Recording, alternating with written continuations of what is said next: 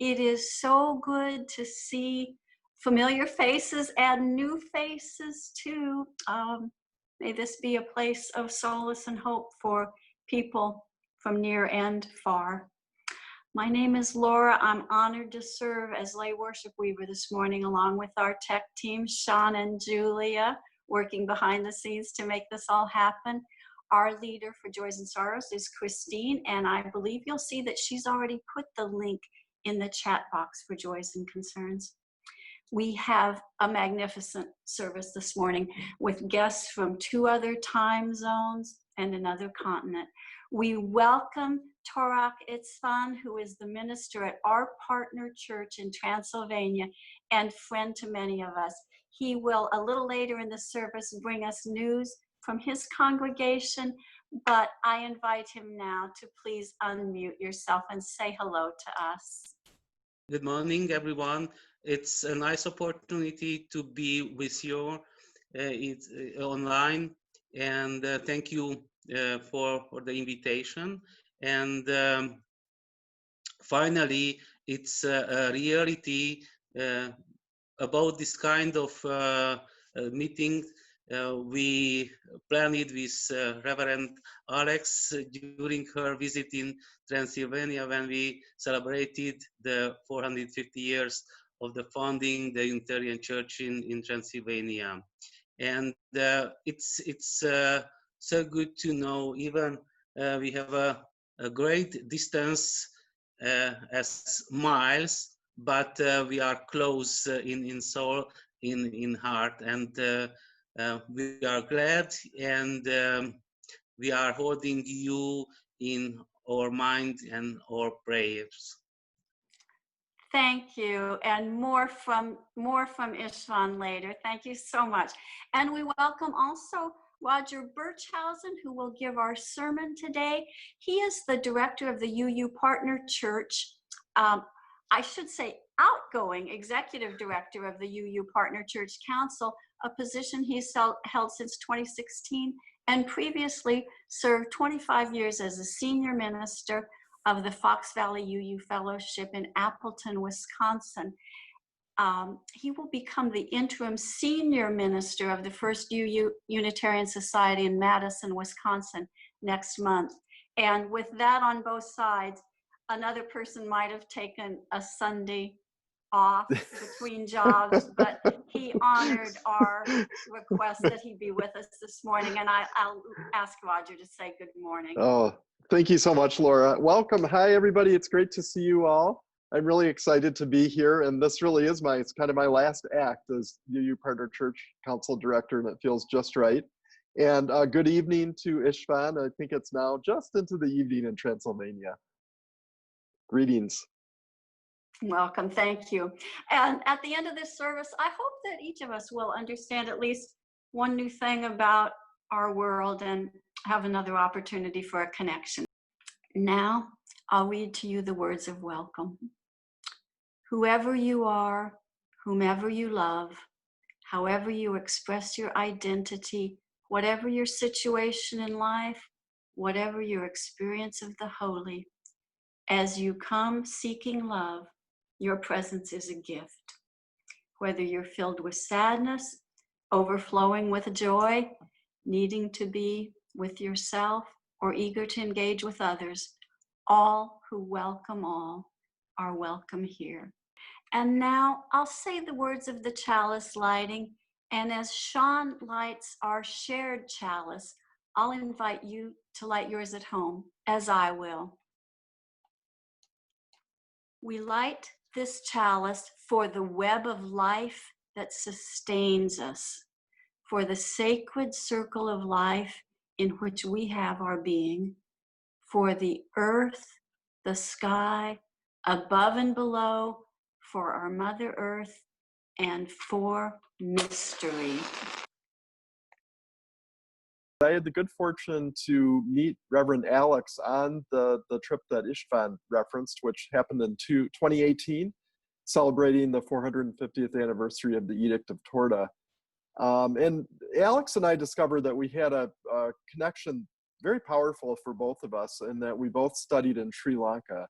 during our college years, me in 1983 and Alex a little bit later than that. And during that time, I had the good fortune also during that trip of meeting Istvan when he came to pick up Alex. So it's wonderful to see both of you.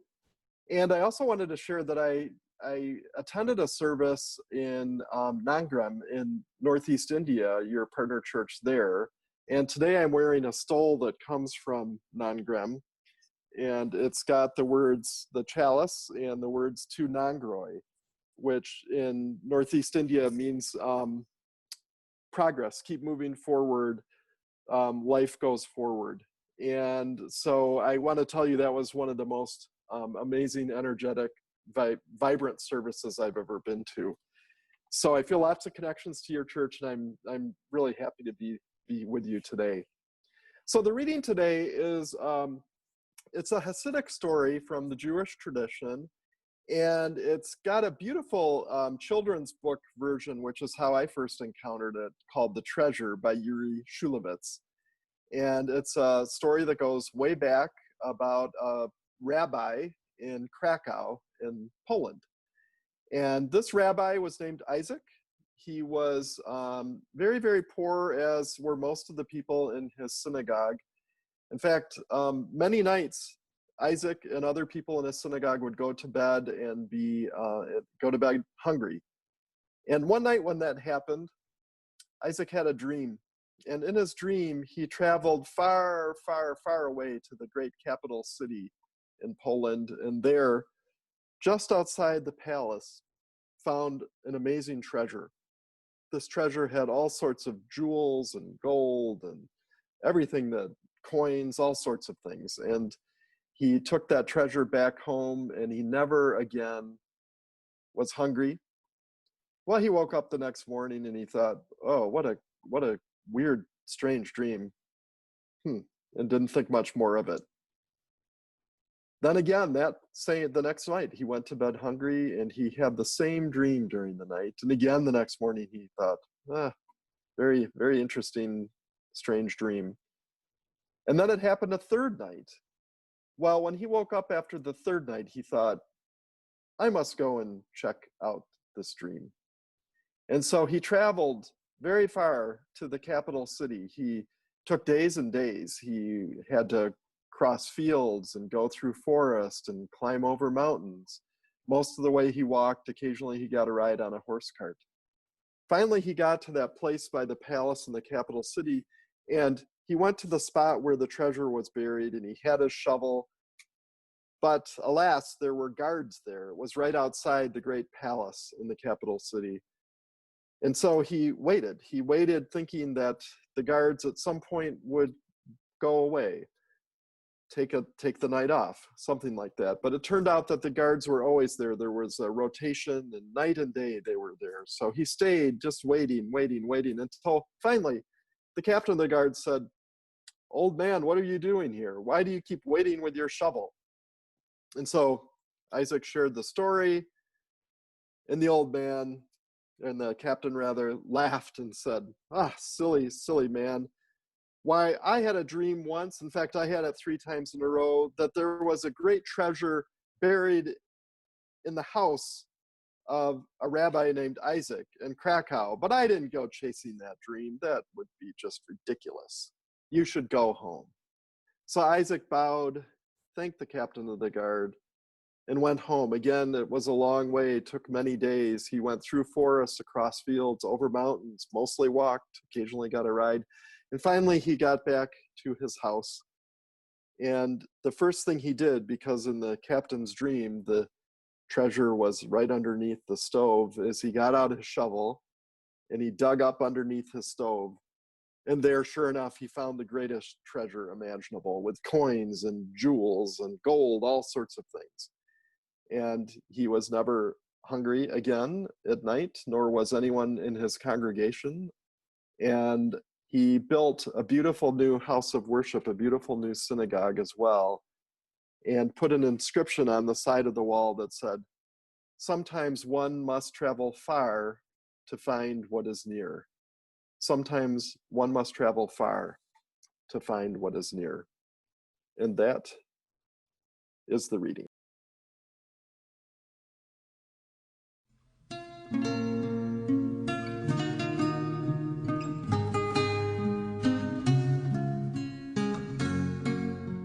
Unitarianism has roots in Transylvania. Transylvania is a region in Europe that is drawn politically in the borders of Romania, but most Transylvanian people are culturally Hungarian. The Hungarian heritage is rich with religion, arts, agriculture, and community. 450 years ago, a priest named Francis David advised the king of Transylvania to allow religious freedom. That was considered a founding of Unitarianism in that part of the world. Francis David is often quoted for saying, "Egy az Isten," which means God is one. Saying God is one relates to our way of saying Unitarianism, one God, in contrast to the Trinitarian theology. Because his views were controversial, David was imprisoned at the end of his life. Unitarians still make an annual pilgrimage to the place where he died. Last year, one of our congregation members, Laura Gastinger, joined our partner church on their pilgrimage. Our partner church is in the town of Oltheviz.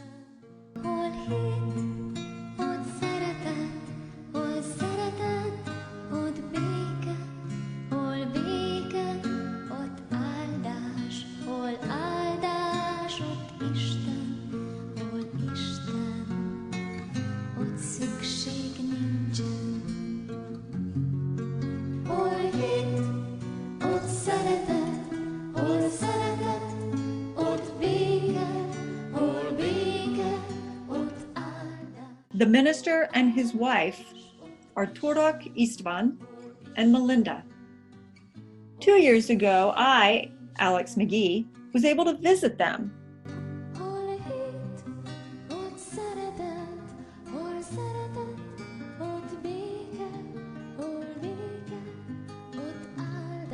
I loved their food from their garden and the wonderful baked goods by the church members. I was so moved to receive the gift of this stole done in the traditional needlework by this woman in their congregation.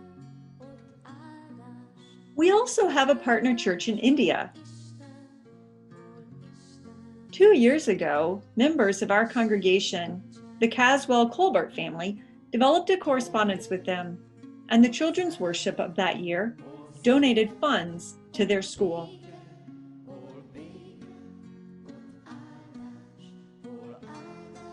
Building partner church bridges takes time, reaching out, listening, learning.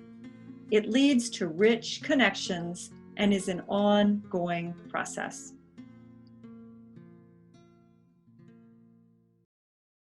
Thank you, Laura. We are holding very good memories about our trip and staying in Charlottesville, Virginia, and we are glad that you and your family was our very kind host in one evening. With these memories, I greet everyone this Sunday, and for the first, I share our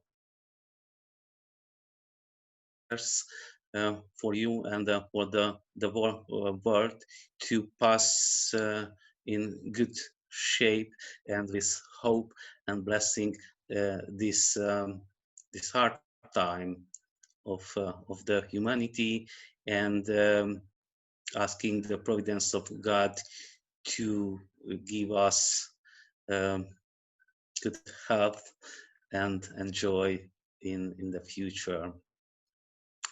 I don't know what can I share with you, because Rev Alex made a good introduction of our church and our life in Transylvania.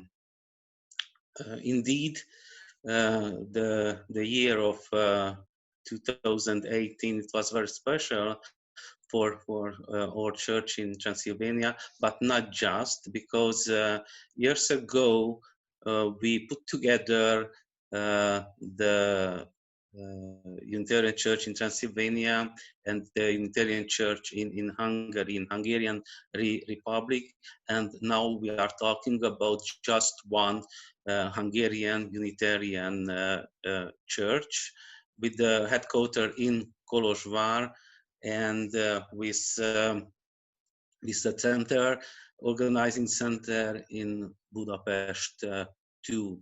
I don't know how many people in your church are involved and are having knowledge about the partner church connection between Charlottesville and Oltheviz, also about the partner church movement in the whole context, Unitarians in North America, Canada, and Transylvania, also Hungary. In the early times, I had an opportunity to know Judith Gellert. She's the daughter of a famous Unitarian minister in Transylvania, who started the partner church movement in early 90s. And right after the first steps, Oltheviz and Charlottesville made the step to be partners. It was in 1991. The former minister in Oltheviz, Sándor Máté, were for the studies in the United States, and there he met Reverend Wayne Arnason. In that time, he was the president of the UU Ministers Association, and they founded these partnerships. And when we came in Oltheviz in 1994, in that year, for the first time, we had the first visitor from the Charlottesville. It's about the in that time was Miss Valerie Brown. Now is Valerie Goodman. She was the first visitor. She was a member of the medical team who made a smile operation surgery in Bucharest for sick kids, and she was able to take a visit in Oltheviz. And after that, in almost each year, we had visitors, and we spent a good time and made some steps on the way of the partnerships. And for us, the first visit, the opportunity, it was in 1813, and Jean and George Soros, they were the organizers for our trip. I think they prepared for 2 years our trip and organized for day and for a minute, and we had a choice to choose between relaxing and enjoying in the United States and Charlottesville, or to know the church. And we made the option to meet people. And when we came home, we encountered and the result it was we met at least personally as a talk face to face about 150 people from Charlottesville. And in this way, again, I thank in my name and in my family's name for the all opportunities what you gave us, being our host for small groups and evening groups and dining and lunch groups, and to have a real face of United States, because unfortunately on the screens, on the TV, we have other movies, other pictures about the street fights and the other circumstances. And I try to explain to the people that is not the real America, is just a part of the states.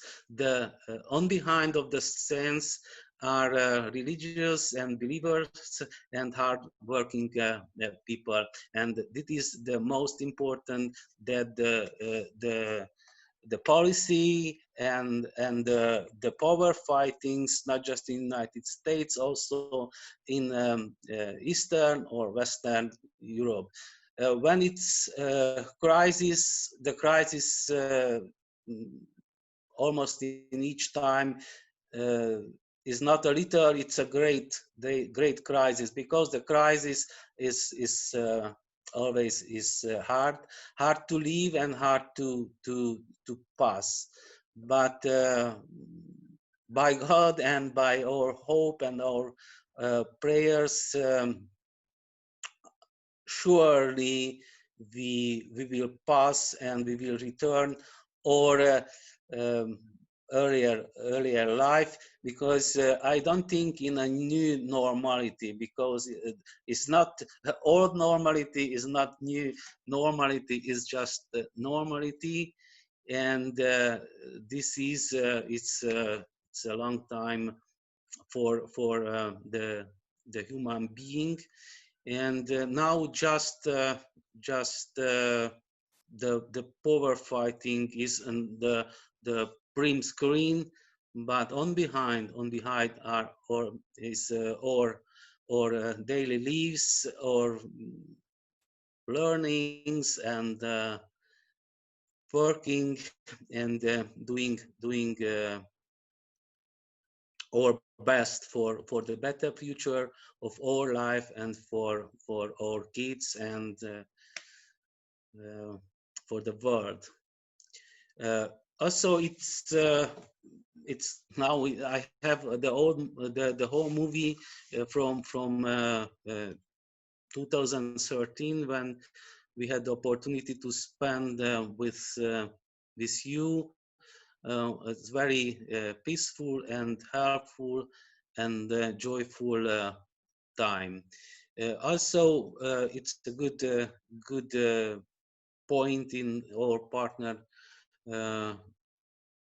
is the visit of Reverend Alex, and meeting with Roger and other ministers from the United States who visited Transylvania during the celebration of the 450 years of the foundation of the Unitarian Church in Transylvania, and the edict of the Torda.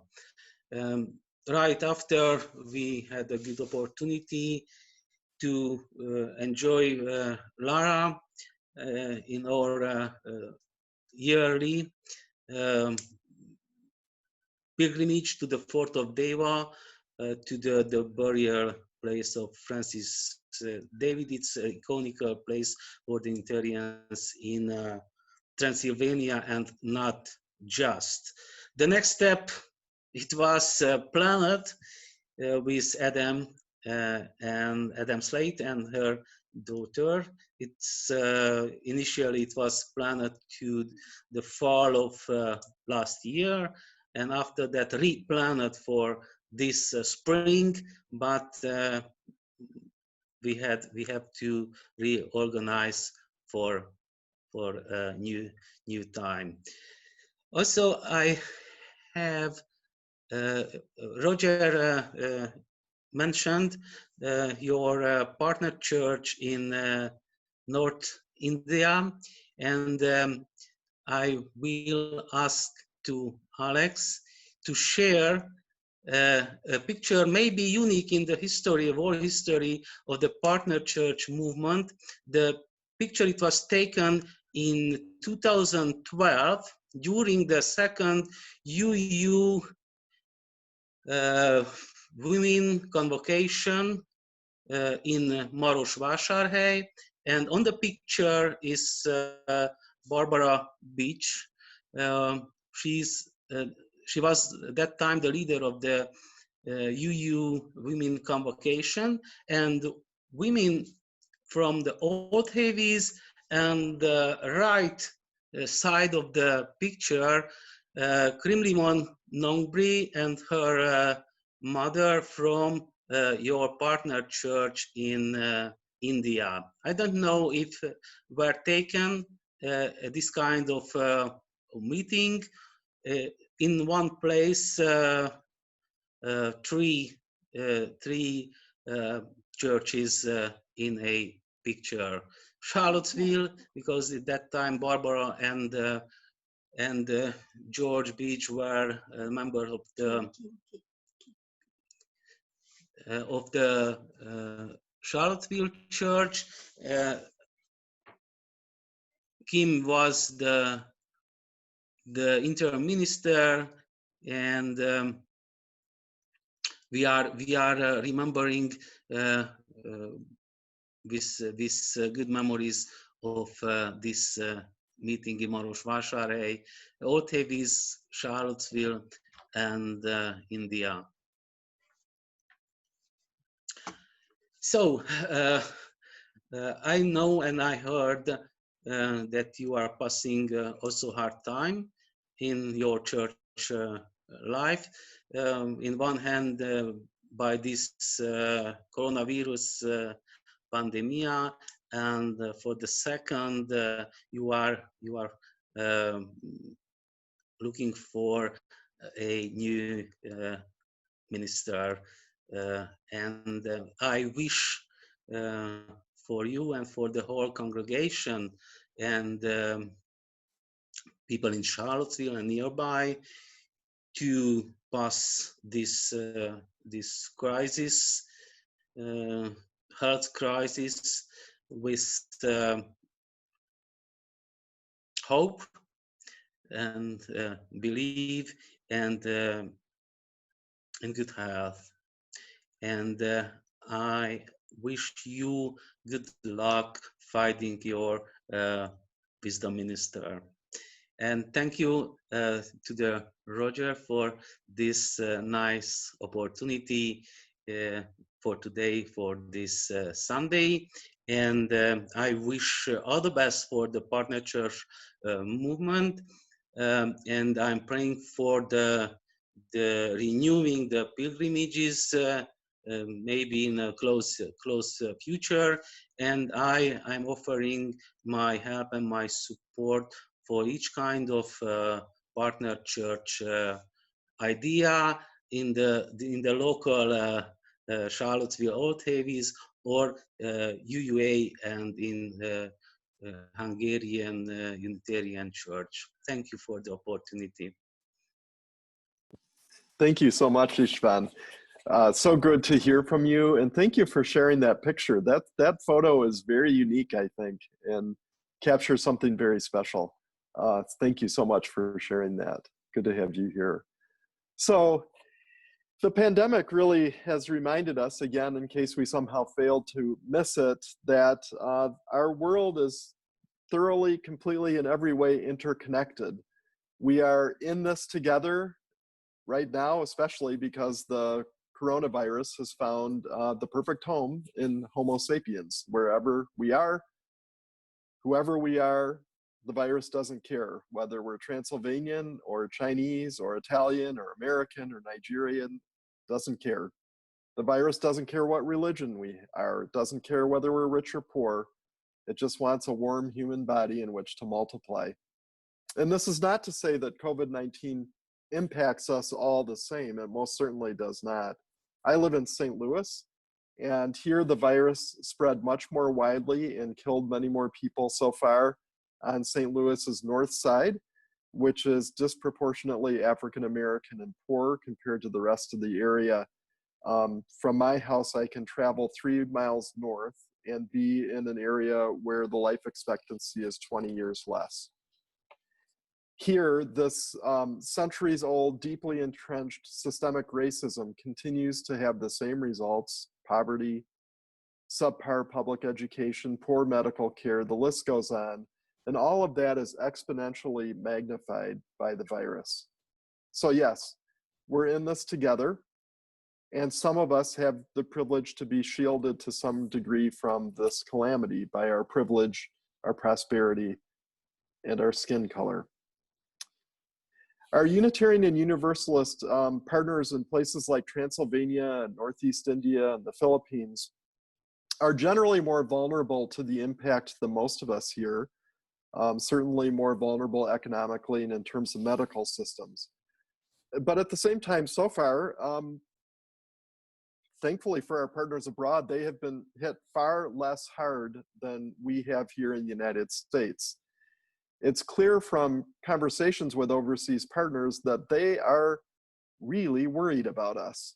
They see that the United States is #1 in COVID, and they feel sympathy.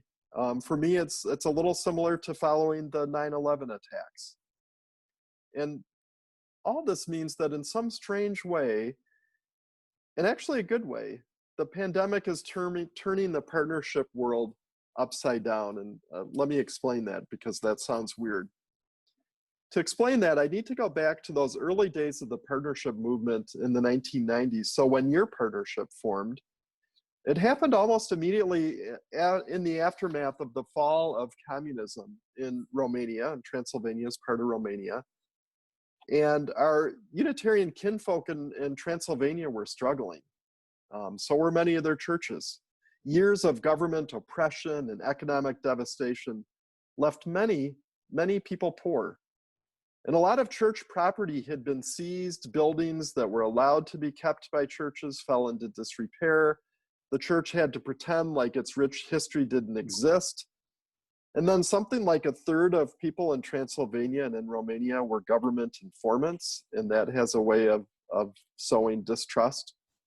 So into that situation charged American and Canadian Unitarians and Unitarian Universalists. We rode to the rescue with lots of compassion, our wallets wide open sometimes, and too often we called the shots. We gave money to projects we thought would be a good idea, but not our partners didn't necessarily think that. We saw ourselves in some ways as the saviors of the Transylvanian Unitarian Church, and probably maybe some people there felt the same way. And there's no doubt we helped, but we have to be clear that Transylvanian Unitarianism was saved by the only people who could save it, and that's Istvan and all of the other Transylvanian Unitarians. Well, all of this kind of baked into the partnership movement, the idea that Americans are helpers and our Transylvanian partners are recipients of our help. So for the past 15 years, the Partner Church Council, along with the Hungarian Unitarian Church, has been trying to pivot away from that sense, that mindset, toward the idea of mutual partnership. In mutual partnership, each partner gives and each partner receives. It's a constant dance, back and forth, giving and receiving. It's like a marriage in that way. That hymn that many congregations in our country sing with children or around the offering really conveys this. From you I receive, to you I give, together we grow, and from this we live. That's the essence of partnership. And sometimes I feel like we are making amazing progress toward that idea of mutual partnership. and sometimes I feel like we're hardly getting anywhere. Like in the last year or two, a US partner church came to me and said, we're done being partners with a Transylvanian church because we just don't feel needed anymore. Like that's what this was all about, is you feeling needed? Such a terrible misunderstanding of mutual partnership. So the coronavirus hitting us much harder so far than our partners overseas sort of turns that idea upside down. It's we, especially, who right now need prayers, encouragement, compassion. I know I can use that. And I'm sure our partners can use our care and compassion too, especially, God forbid, if there's a spike in cases of COVID in places like Transylvania. Well, what I want to say today is that I believe that North American partners all along have gained at least as much and maybe more in partnership as our Transylvanian partners. I know I have. When I think about my own life, a few things I've gained: a deeper understanding of Unitarian Universalist history, like 250 years deeper. A wider sense of who our faith might appeal to, not just people who look like me and act like me and have jobs like me here in the United States, but villagers in rural Transylvania, subsistence farmers in the Philippines. Maybe our faith has a wider appeal here, I've learned from my overseas partners. Another thing I've gained from partnership is a different picture of Christianity. For example, participating in a communion service in Transylvania, the service looks much like it looks here in other Christian churches, but it is thoroughly Unitarian. It's all about Jesus, remembering Jesus, remembering his teachings, remembering his compassion, remembering his justice work. That is very moving to me, to see that and to realize there's a different form of Christianity than I sometimes think exists. Another thing I've gained is lifelong friendships, including a soul brother, the minister in Deva. And I've gained a sense of deep connection to my kinfolk in faith in Northeast India and Transylvania and the Philippines. Their Unitarian Universalism is different from ours. The differences are fascinating, and there is, of course, also common ground, like a focus in this world, how we make this world the best, the most just place. My partnership experience has helped me learn about my own faith and deepen my own faith. And kinship with partners in Transylvania and elsewhere reminds me of that basic fact, that basic truth, that we are all related in this beautiful, hurting world. What affects one directly affects us all indirectly, as Dr. King said. Maybe the best thing is I've learned a ton about myself in this work, a ton about my own spiritual beliefs. And it's interesting for me that learning about my soul, what makes me tick, I've actually learned more than anything in Transylvania, in Northeast India, in the Philippines. Sometimes one must travel far to find what is near. So Charlottesville friends, I invite you to seize the opportunity that this pandemic is offering to connect ever more deeply with your partners in Oltheviz and in Nangrem. Connect as equals. Receive their love, their care, their compassion, their prayers, and offer yours back. Find creative ways to connect, and you've done that this morning by inviting Istvan to your worship. That's fantastic. It works really well because it's still, it's early evening there. A little harder for you to join his service because it's the middle of the night, but maybe some of you could. And maybe do things like start a Facebook group, a closed Facebook group where you connect. And you could even include the Northeast Indian congregation and have a place you can all share with each other. The world needs all of us, you included, to find deeper ways to connect.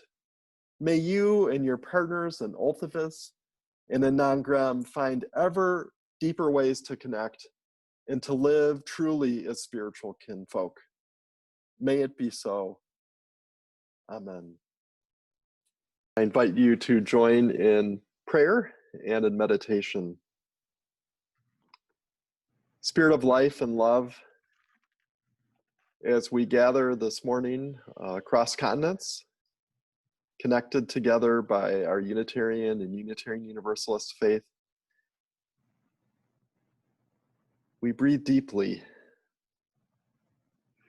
and we realize that we're breathing the same air, that we're connected to the same planet, and especially connected as Unitarians and Unitarian Universalists to this faith. We ask for the presence of the Spirit of life and love for Charlottesville's partners in Oltheviz, in Non-Grem. We ask for presence and strength for all in these three congregations, including Charlottesville, in this difficult time. May those who are struggling with illness or worries about illness or loss of job, worries about economic well-being, may each of us who is struggling feel the presence of spirit and love in our lives. We ask for the people of Charlottesville in these coming weeks as the third anniversary comes around of such a hard, difficult time in their home city. May people in Charlottesville feel strength in the spirit of life and love and even hope as difficult memories are rekindled. We give thanks this morning for this chance to be together, to join together in worship across this Unitarian Universalist world. Amen, and blessed be. It has been wonderful to be together. Thank you, Istvan, for your long, constant friendship with this church. As Alex says, your pastoral memory forgets nothing, and we don't forget you. Roger, thank you for taking this time that could have been yours to be with us, to expand our vision and to turn some things on their head. We are enriched by your presence. So please, everyone, invite others to join us for church each week so we can be a source of hope and strength throughout the world. And you know, some people don't like to join a church, to walk in the door, so to speak, without an invitation. So think of someone you know who might need an invitation to join us. Listen now to the benediction. Go out into the world in peace. Have courage. Hold on to what is good. Return to no person evil for evil. Help the suffering. Support the weak. And honor all persons. It is finished in beauty. Return often to let your cup be refilled. The chalice is extinguished, but the flame of hope, truth, and love goes with us.